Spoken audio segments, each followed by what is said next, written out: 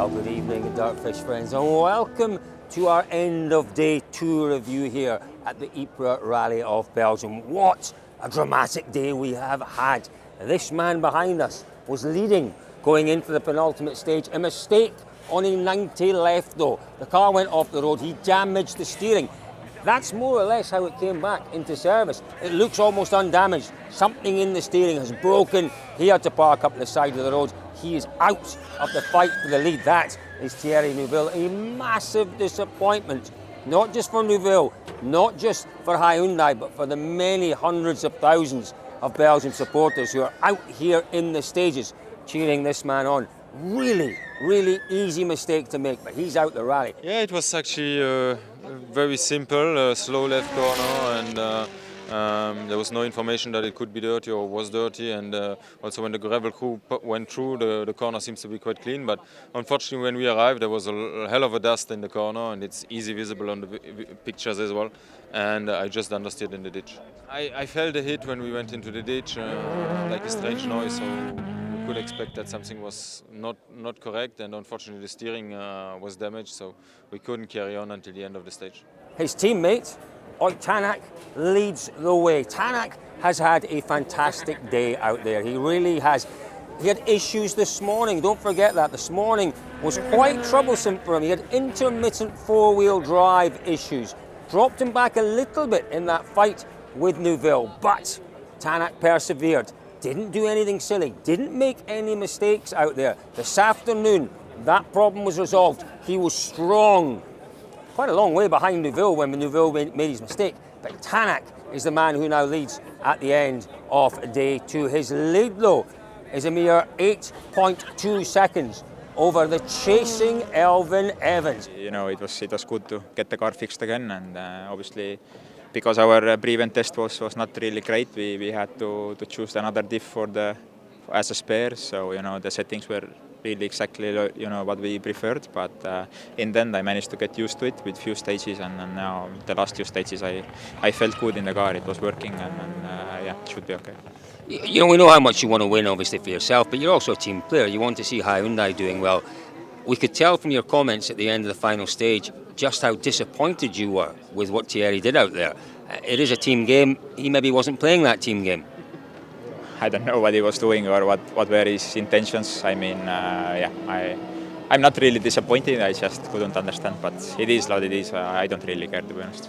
Solberg, would you believe? Another strong day from the young man. He's absolutely done everything the team have asked of him. He's kept it nice and neat and tidy. He's gone out with 2 spare wheels, even although he has known on each loop that was going to compromise his pace. He struggled at times, Solberg, with the handling and the setup, but he's not forced the issue. He's kept it all absolutely within the limits. He's done a great job out there. He's in a fight, would you believe, for 4th place. And who is he battling for 4th place? Well, it's a man that's just along here in the M Sports team. It's this man.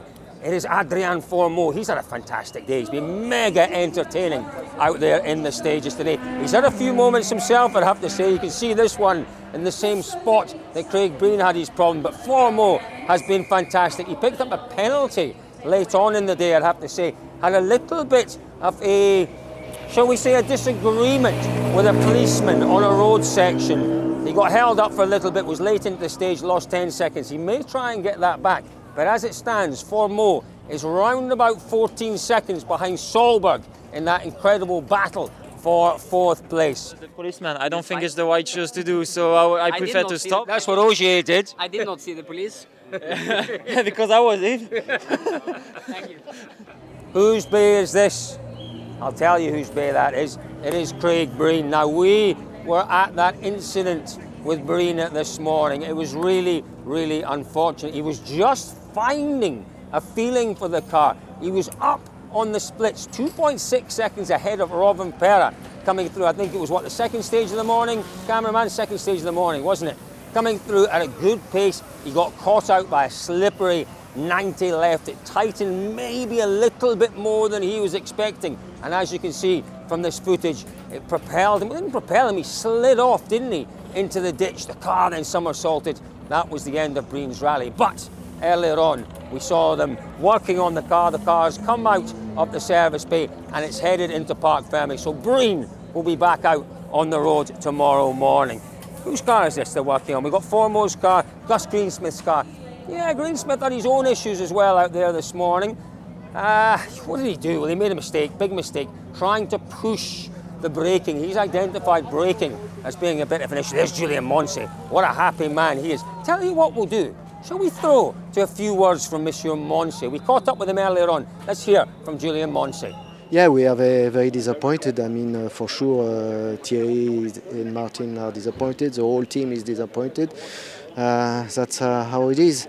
There is not so much to say. I mean, the corner was a bit slippery, a bit too fast maybe, and then that's it, end of the game for today. But we will fix the car, and I'm sure he will be back tomorrow for the power stage. So interesting words from that man, Julien Moncey. Listen, what more does he have to do to prove his worth as team boss? I tell you what, you know, at the start of the year, the team were in complete disarray and looked lost. What an enormous job young Moncey had in front of him. But you have to say, as we mentioned, the transformation since, well, Estonia is just quite phenomenal. And I think appointing a permanent team boss there has to be the next most obvious step for Hyundai to continue to build on the incredible progress that we've seen over the last couple of rallies. Now, this team here, Toyota, leading the Drivers' Championship, leading the manufacturers. Elfyn Evans sitting in second place. What can he do tomorrow? We'll just be a little careful here. Cars coming by, still on the way into service. Rijnvoet, that's one of our Belgian friends. Yeah, you know what?